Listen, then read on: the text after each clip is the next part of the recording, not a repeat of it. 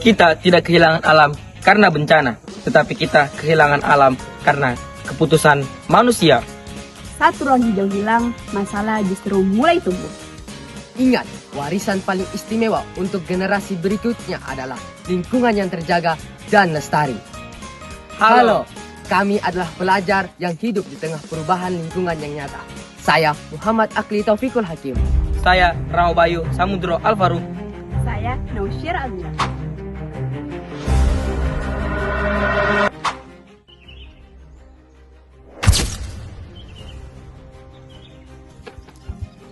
Kalau lihat langsung seperti ini, rasanya beda ya. Iya, di foto terlihat biasa saja. Tapi di lapangan rasa sesak, panas, dan kering. Padahal katanya dulunya lahan ini masih hijau. Sekarang sudah berubah fungsi. Masalahnya yang berubah bukan hanya lahannya, tapi dampaknya. Pantas saja akhir-akhir ini hujan sebentar, sudah banjir. Tapi pada saat kemarau panjang, malah kekurangan air. Karena tanahnya sudah tidak bisa menyerap air dengan baik. Menurutmu, langkah paling sederhana apa yang kita bisa lakukan?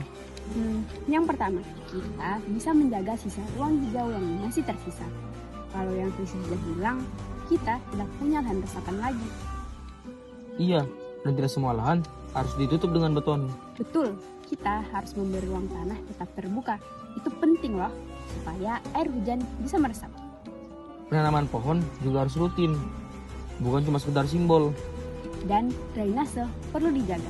Selokan tersumbat kadang dianggap sepele, padahal dampaknya bisa besar.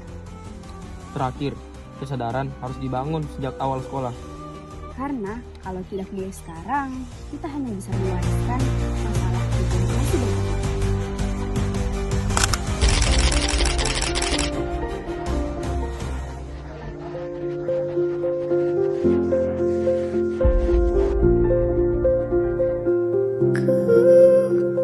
Lihat ibu pertiwi sedang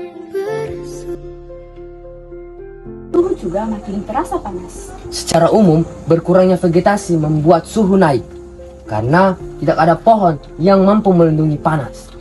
Pohon bukan cuma soal hijau, tapi penyeimbang iklim di sekitar kita.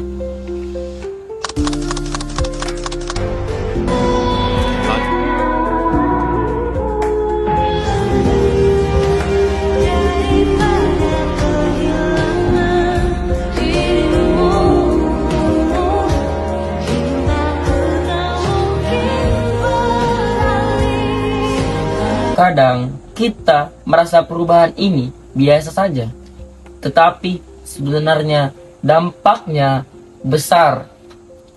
Benar, setiap tahun ratusan ribu hektar lahan hijau berubah fungsi jadi perumahan, jalanan, dan kawasan industri. Dan sebagian besar tidak diganti dengan ruang terbuka hijau. Ketika lahan hijau hilang, air tak lagi meresap. Banjir datang saat hujan, dan kekeringan datang saat kemarau. Degradasi lingkungan membuat tanah kehilangan daya serap, suhu meningkat, dan risiko banjir makin tinggi. Ini bukan prediksi, ini yang kita alami saat ini. Ruang hijau harus dijaga, tata ruang harus diperbaiki. Kesadaran harus dimulai dari kita.